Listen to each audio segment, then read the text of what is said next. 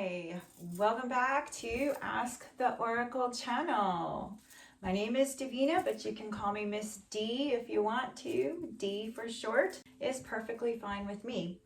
Now, today I'm going to be sharing an inspiration that I drew from reading the book Brave, Oh Brave New World, Oh Brave New World by Aldous Huxley. Now, I actually finished the book. Before I opened it, read 3 pages and closed it and got busy with life. So during the rain, and I was tired and resting after celebrating my daughter's birthday party, I read it in the morning and finished around 2 yesterday. It really struck me hard. Like I had to process it. So I'm gonna tell you, this is not exactly a spoiler alert. I'm not gonna tell you everything about it because I want anyone who has never explored Aldous Huxley, he's a genius. I didn't know. That was the first novel book. Well, actually, it's he does have nonfiction, but that is a fiction, obviously. But there's so many parallels and similarities from when he wrote it in 1932, I believe.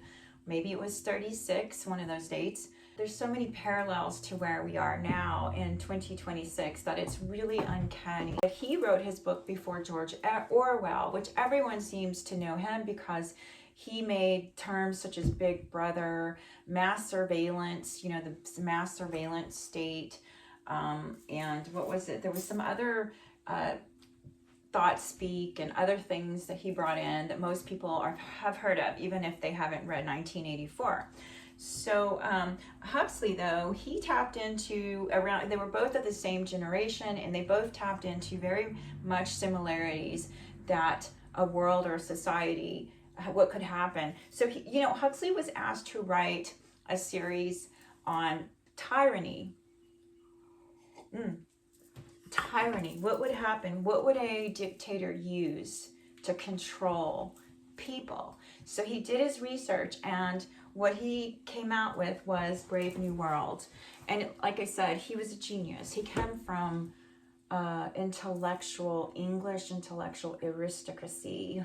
He had a scientist as his grandfather. His father owned a printing press, I believe, and was a writer. And his mother, I think she was artistic too. I just can't remember exactly what his mom did. This is where I'm going to bring out parallels to what I saw that disturbed me and how we can countermeasure that today. Because right now we're not living in a dystopian reality, even though there are times where it looks like we're always trying to be steered in that direction. So I walked outside this morning and I found these feathers, and one in the backyard and one in the front yard, nowhere near each other, but the size was perfect. And of course I put rubber bands on it. First of all, I have to tell you that if you pick up feathers, you need to bleach them or put a little bit of bleach under water and let it run, let them dry out. Because birds do carry diseases. There's bird flus and anyway. So I got the message, and I found one in the front, one in the back, and they seemed to fit. It might even been off of the same bird.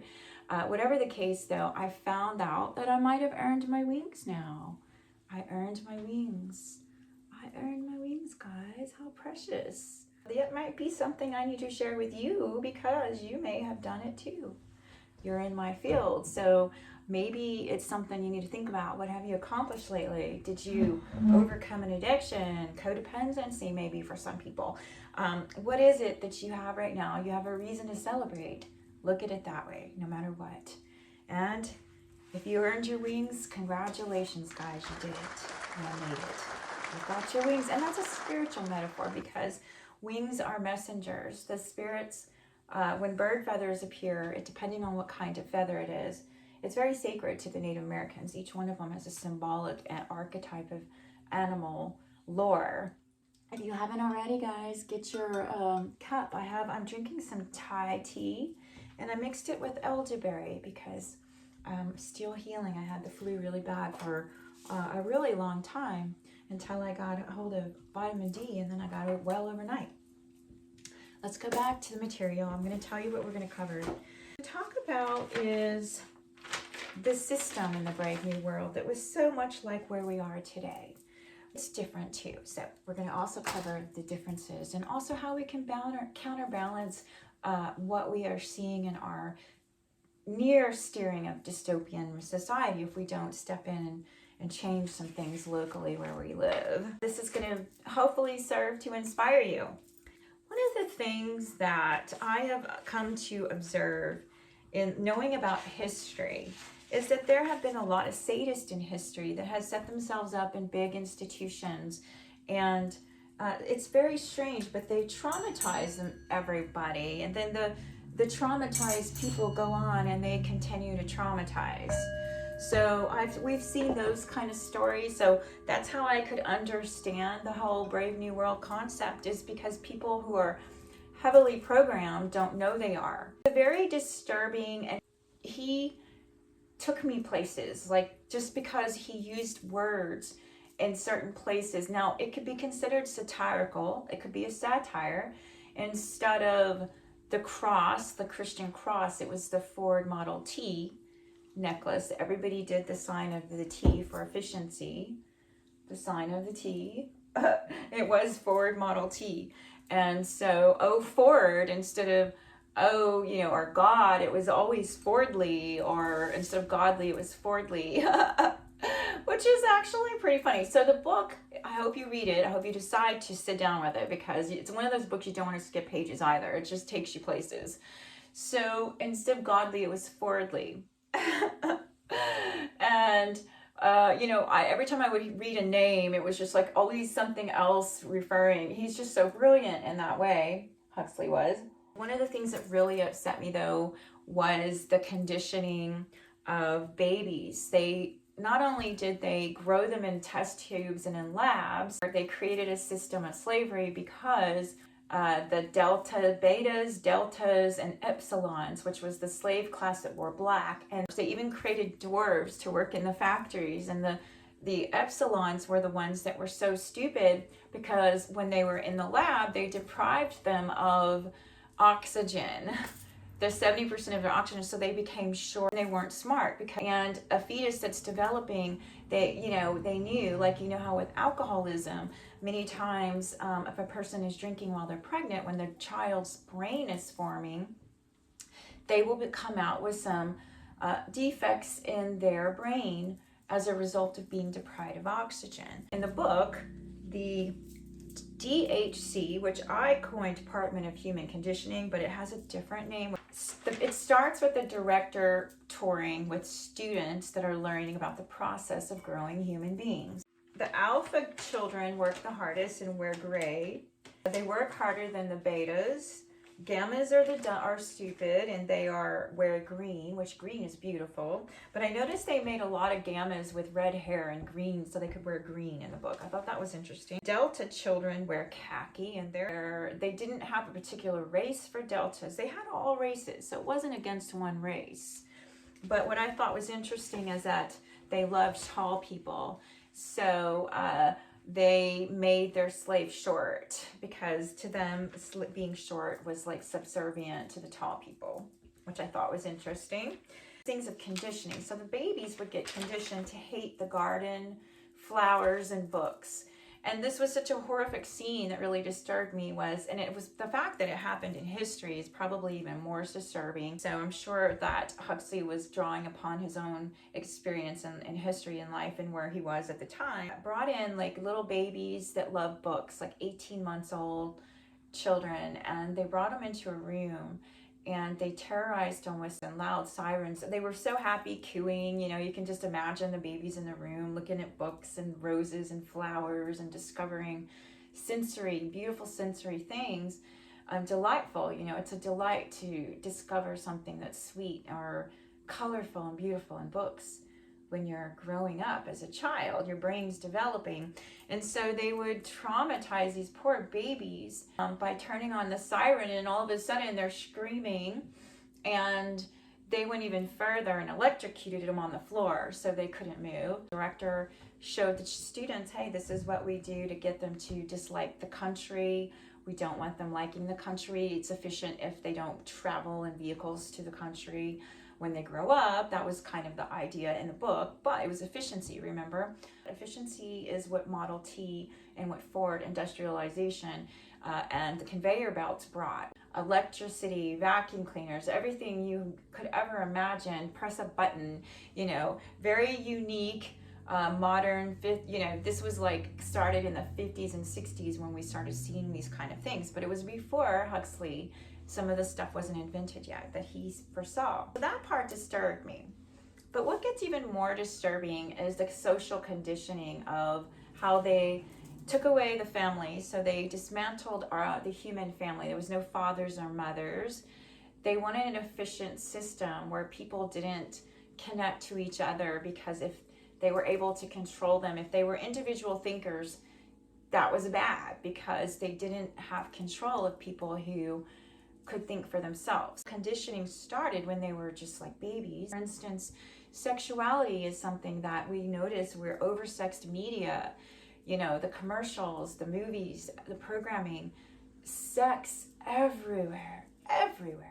Well, it reminded me of, this started to happen, and I want to say the 80s is when the sexual, a lot of like programming of being promiscuous and so on, and everyone's doing it, you would hear someone say. In the book, it was everybody belongs to everybody. So they didn't want them being involved in a relationship. Marriage wasn't allowed.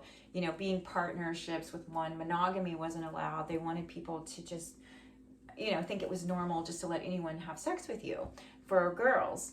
And that really upset me, because I've seen that in the media over the years, where girls are just like, they're always wearing no clothes, and they're supposed to just whatever, give it up if someone's like, I paid your dinner, you're supposed to have sex with me now.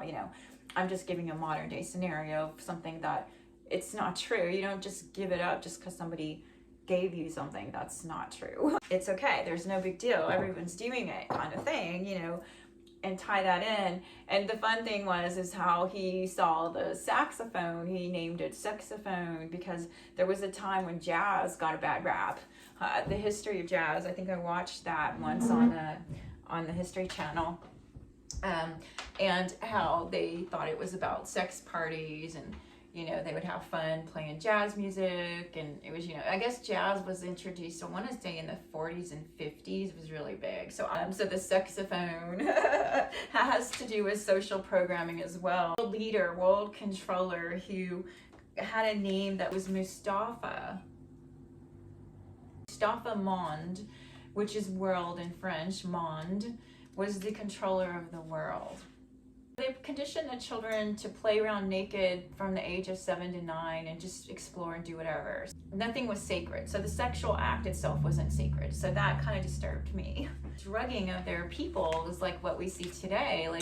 They had to get somas. Everybody was on somas. So no matter what was happening, they were conditioned to not feel discomfort. So hey, take a soma. And today, soma is a slang term for carisoprodol, which is a muscle relaxer, So they were numbed out. They were disconnected from spirituality. They were always kept busy. The work week was increased to 40 to 60 hours or more a week. So Ford was the reason why he used the town, that everyone was forwardly, everything was being replaced with efficient appliances and so on. You think about soma and spirituality now, okay? No, we're not talking about drugging and numbing ourselves, but soma was something that the ancients would brew and drink, these yogis and the sages would drink to give them insight and vision and communication with the divine. So, and the Latin and Greek word for soma is body. They kept everyone young in this thing. There was no old people. They had never seen old people. And it was really interesting. And the best part of the book is when one of the people go to an Indian reservation, the savages. That's when the book gets really interesting. You're gonna love it. This is a place where there was no social conditioning with the tribal people and the wild people. But what I found disturbing is there was like a concentration camp. People couldn't get out. They could never escape, or they'd be electrocuted.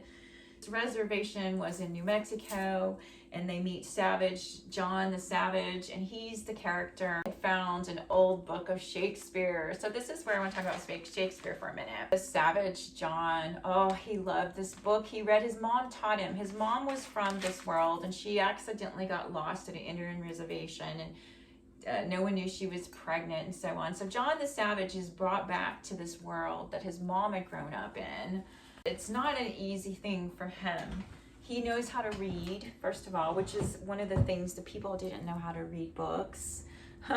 There you go. You don't read, your brain doesn't grow and learn new concepts. There are some books that really speak to you on a deep level. They had a saying, hug me till you drug me. And the television would play nonstop in some of the homes, and media would always be going constantly, like this program, and people didn't realize that that was intentional for them to have it on. Just, it's not your friend. Turn it off. Be one with silence for those of you who have to constantly hear noise. So everyone was programmed by the time they were a certain age to say these same things over and over again and never questioned it. Kind of like how we see today. You know, we're never, if you don't question, is this true? You just say it over and over and believe it's true. That's got a lot of power in itself, right? There were names like Darwin, Bonaparte, you know, Bonaparte, dominance, Darwin is exploration, science, natural selection. The photographer was named that. In fact, I believe that I will probably get The Island. He wrote the book Island. Also wrote The Doors of Perception, by the way, which inspired Jim Morrison and the Doors to name their band The Doors, which I didn't know that. So I'm going to have to get some more Huxley books. When it came to the whole Shakespeare scene, actually I laughed really hard with the person on the ground laughing and crying because it was so funny to them. They couldn't understand Shakespeare. No depth. It wasn't like anybody meant anything to anyone. You know, as I mentioned, they were discouraged from having families, and marriage and monogamy was discouraged. And they always had distractions, constant games, constant sports. It wasn't like they were encouraged to be independent from their system. And so, you know, centralization always creates codependency. And so I saw that in the book, like, well, they didn't want people going to the country because people who love flowers grow their own food, so they don't need them. Or, you know, grow vegetables and create little communities that are independent from what, in so many ways, you can create your own little micro community where everybody pitches in. There's a bartering system, there's a trades and skill system. So if you start creating these little micro communities where you live, you might be considered an outlier. You left the smart city, you no longer are dependent on, you know, mentorship is so important in building community. We need the elders, we need our older ones who have preserved knowledge of how we used to live. And that was another thing that just really disturbed me, was nobody had knowledge. They didn't know anything. They couldn't do anything because they had no knowing. Like, the smart people are the ones that typically can formulate opinions and can learn how to do stuff. It was forbidden. If you became too smart, you had to be shipped to Iceland. And there was just so much brilliance. I really encourage you to read the book. I'm not going to give away anymore. But I did feel a little bit of sadness, you know. I did feel sadness when I would hear Shakespeare. And then the "Oh, brave new world" comes from The Tempest. You know, it's a line from Shakespeare, even, the name of the novel. So I encourage you to read it if you haven't, and let me know what you think. This is where I want to say thank you. Please, if you are enjoying this content, like, share, and subscribe. I may have said this in the beginning, I may not have, but you know, there's always been those who abuse positions and institutions that didn't think there's anything wrong with sex, underage children being used and abused. And so a lot of these, I'm cleansing the energy, a lot of the institutions from long ago were evil, and they were uncovered what they were doing, kidnapping people and making them slaves, workhorses in laundry. The Maggies were, I actually learned that from I started reading this book called Mary Magdalene by Lynn Picknett. I haven't finished it, but that was educational for me to learn about that. Something I'm always doing is learning. But I'm going to pull some cards real quick, okay? I want to know, what is your main concern right now? The collective that was drawn to this. What I was going to say is the solution is by support your local supply chains. You know, there's so many things you can do. Building relationships gets you further along than, create skill sharing networks if you haven't done that. Support your local farms, small farms. Okay, so the biggest, let's see, this collective, first of all, let's find out what is the issue. Okay, so someone's going to need some professional assistance, and they are connecting to perhaps maybe their spiritual higher self team. They are, there's a great achievement and a creative endeavor with maybe a group of people for some of you, which I was mentioning, collaborations, people who have skills, basic repair skills are always going to be needed no matter where you are. There's ways to do this, to build yourself in your own community locally. So yeah, because you're going to need your cultural anchors. Where do you find those? That's where you live. Your culture anchors, I was going to say ankles, which is your foundation. I didn't realize that. So maybe that's something for you to pay attention to. But skill sovereignty, food production, basic repair, mechanical, communication networks. These are things you're going to need to build your own island, so to speak, wherever you're living. We are in interesting times. And it's amazing. I love to tell stories with archetypes and anything that I'm inspired to do. Now, some of you might have been in a depressed mode, gloomy, sadness, happiness, and hope is returning. Now, there is something, though, that does need to be looked at. I can see here there is Beauty and the Beast. You need some space in a relationship. And also, my life is sweet. My life is sweet. That is what you're programming, your new life, your new vision, your reality. Now I'm going to hit the gong. Take a breath. How does it feel when your life is sweet? My life is sweet. We're creating that now. That's what you do. You program it. All those negative words, you turn it around. You got this. You got this. You got this. And you deserve to create. You deserve to be the creator of your world. So whatever that looks like for you, what are you inspired? I always ask this question because this is something that I am currently tapping into, the love, my passion. And my motto from here on out is do more of what makes you happy. So I'm going to share that with you. Do more of what makes you happy, getting ready, setting your intention, and putting it out there in the world. My dear friends, I want to say thank you so much for joining me, and check out the description box if you made it this far. Thank you. And look at some events we're having. I will be doing a tarot class in the near future as soon as we get about 3, 4, 5, 6 people. It doesn't have to be that many, but I just want to make sure that I have a group interested, and I will be offering an hour and a half Zoom sessions where we get to pull cards, create topics, and learn the tarot if you're interested, as well as some of the tours and events that we will be doing this year. Egypt in September for the Temple and Sacred Soul Connection tour, and then we have Asheville in October, and that is going to be 4 nights in a very healing forest immersion experience. So check it out until we meet again. Many blessings.